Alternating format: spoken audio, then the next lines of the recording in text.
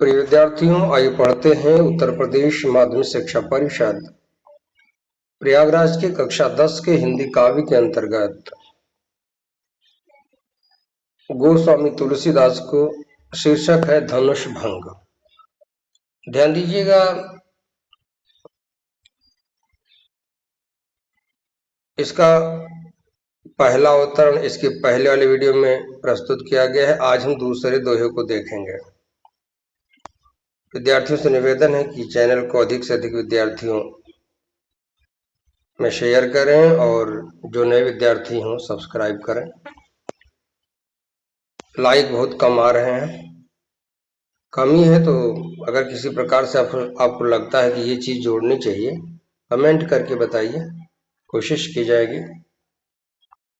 मेरे हिसाब से पुस्तक के साथ पढ़ाने का अलग अंदाज है और ये तरीका सही है। चलिए पढ़ाई शुरू करते हैं। राम ही प्रेम समेत लखी सखिन समीप बोलाई, सीता मातु स्नेह बस बचन कहई बिलखाई। सखी सब कौतुक देख निहारे, जेऊ कहावत हितु हमारे। को न बुझाई कहाई गुरु पाही, ये बालक असि हठ भली नाही। रावण बाण छुआ नहीं चापा, हारे सकल भूप करि दापा। सो धनुराज कुंवर कर देहि, बाल मराल की मंदर लेहि। भूप सयानप सकल सिरानी, सखी विधि गति कछु जाति न जानी। यह जात न जानी होना चाहिए। बोली चतुर सखी मृदुबानी, तेजवंत लघु गनीय नरानी। कहाँ कुंभज कहाँ सिंधु अपारा, सूख्यो सुजस सकल संसारा। रवि मंडल देखत लघु लागा, उदयता त्रिभुवन तम भागा। तो आइए इसका शब्दार्थ समझते हैं। जब कई दूर दूर से आए हुए लाखों की संख्या में उपस्थित प्रजा के बीच में बड़े बड़े राजा उस धनुष को हिला नहीं सके, तो हर तरह से निराशा सामने दिखाई पड़ने पर सीता जी की जो माँ है, जिनका नाम सुनैना बताया गया है, वो काफी दुखी हुई, चिंतित हुई। तो इस अवतरण में उनकी चिंता को दिखाया गया है और वो अपनी सखी से बात कर रहे हैं। चलिए देखते हैं।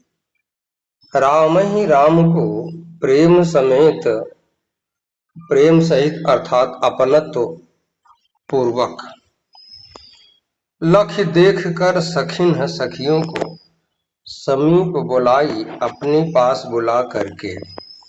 सीता मातु, सीता की माँ, स्नेह बस पुत्री के प्रति प्रेम के कारण वचन इस प्रकार की बातें कह रही हैं, बिलखाई रोते हुए।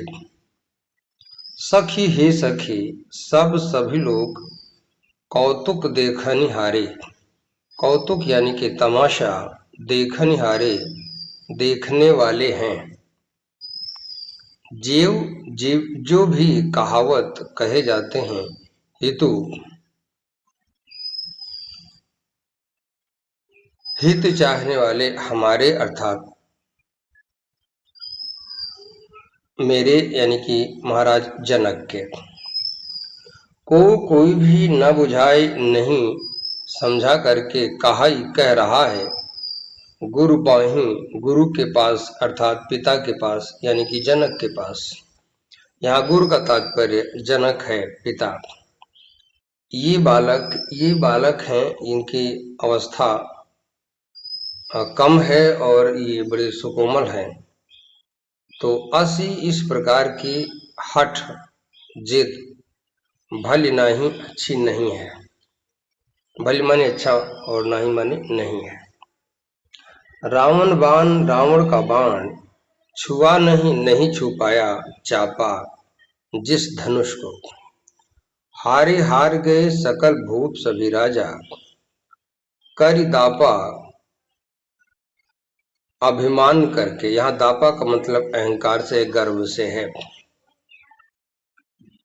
सुधनु उसी धनुष को राजकुंवर, ये भोले दिखने वाले राम, कर दे ही हाथ में उठाएंगे।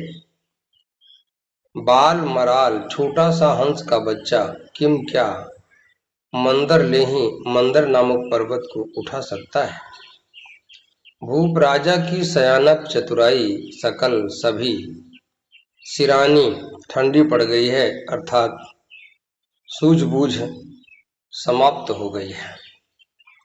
सखी हे सखी विधि गति, ईश्वर की इच्छा, ईश्वर की भावना कछ कुछ भी जात न जानी नहीं समझ में आ रही है। बोली चतुर सखी, सीता की माँ की सखी यानी सुनैना की जो चतुर बुद्धिमान सखी है, उसने कहा मृदुवाणी मधुर शब्दों में, तेजवंत तेजवान है कौन? श्री राम।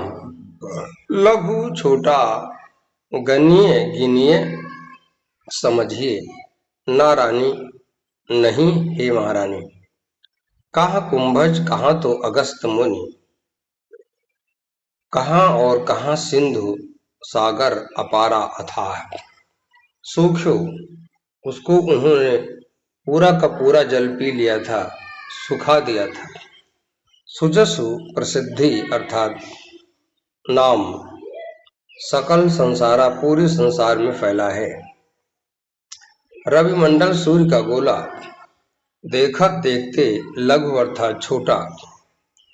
सूर्य का मंडल दिखने में छोटा लागा लगता है, दिखता है, परंतु उदय होने पर तास उस सूर्य के यानी कि सूर्य के मंडल के त्रिभुवन तीनों लोकों का तम अंधकार भाग जाता है, समाप्त हो जाता है। आइए इसका प्रसंग समझते हैं। प्रस्तुत पद्यांश में कई राजाओं द्वारा शिव के कोदंड धनुष को तोड़कर सीता से विवाह करने के प्रयास को विफल देख करके जब कोई राजा धनुष को नहीं हिला सका तो सीता की मां को चिंता हुई और उन्होंने अपनी सखी से कुछ कहा है। अर्थात प्रस्तुत पद्यांश में सीता की मां की मन की भावनाओं का मार्मिक चित्रण किया गया है। व्याख्या समझिएगा। सीता की मां प्रेम पूर्वक अर्थात अपनत्व पूर्वक राम को देखने के बाद अपने सखियों को पास बुला करके रोते हुए इस प्रकार से कह रही है, हे सखी, यहाँ जितने लोग हैं सब तमाशा देखने आए हैं, ऊपर से सब हमारे हित बने हुए हैं, अर्थात जो भी हमारा भला चाहने वाले कहे जाते हैं, हमारे हित कहे जाते हैं, वो सब केवल तमाशा देखने आए हैं। कोई भी महाराज जनक के पास जा करके उन्हें ये नहीं समझा रहा है, ये नहीं कह रहा है कि ये सुकोमल किशोर बालक सबसे श्रेष्ठ और उत्तम वर हैं, आप इस धनुष के टूटने की प्रतिज्ञा को छोड़ दीजिए, यहाँ पर जिद अच्छी नहीं है। खुद सोचिए, जिस कोदंड नामक धनुष को रावण का बाण भी नहीं छू पाया और दूसरे राजा लोग अपनी पूरी शक्ति लगा करके अहंकार करके हार गए, उसी धनुष को ये भोले राजकुमार अर्थात रघुवीर उठाएंगे, तोड़ेंगे क्या? छोटा सा हंस का बच्चा मंदराचल को अपने पीठ पर लाद सकता है? जैसे कोई हंस का बच्चा पहाड़ को अपनी पीठ पर नहीं लाद सकता, उसी प्रकार से ये धनुष इनके लिए बहुत कठिन है। राजा की समस्त सूझबूझ ठंडी पड़ गई है, शांत हो गई है, उचित अनुचित का ज्ञान नहीं रहा। अब ईश्वर क्या करना चाहता है ये कुछ भी समझ में नहीं आ रहा है। इतनी सारी बातें सुनकर के सुनैना की बुद्धिमान सखी उनसे मधुर स्वरों में बोली, मधुर शब्दों में बोली, महारानी, इनको आप छोटा मत देखिए, इनके चेहरे पर जो तेज है वो सबसे कुछ अलग नजर आ रहा है। ये बहुत कुछ कर सकते हैं। देखो कहाँ पर कुंभज ऋषि, छोटे से कद में दिखने वाले कुंभज ऋषि, और कहाँ उतना दूर तक फैला हुआ समुद्र, और उन्होंने समुद्र के पूरे जल को पी लिया था। उनकी प्रसिद्धि पूरे संसार में फैली हुई है।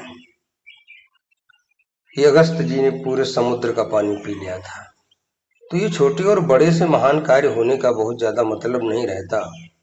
कौन क्या कर सकता है ये परिस्थितियां निर्धारित करते हैं।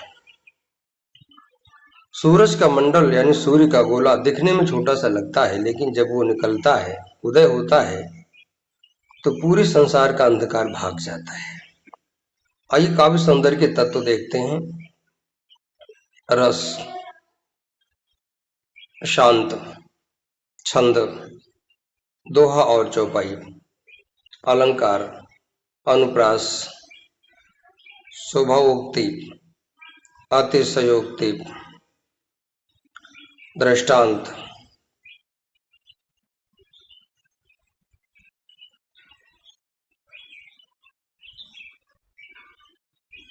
मैं देख रहा था कि पुनरुक्ति प्रकाश कहीं है कि नहीं, तो फिलहाल अभी नहीं रहा, नहीं दिखा हमको।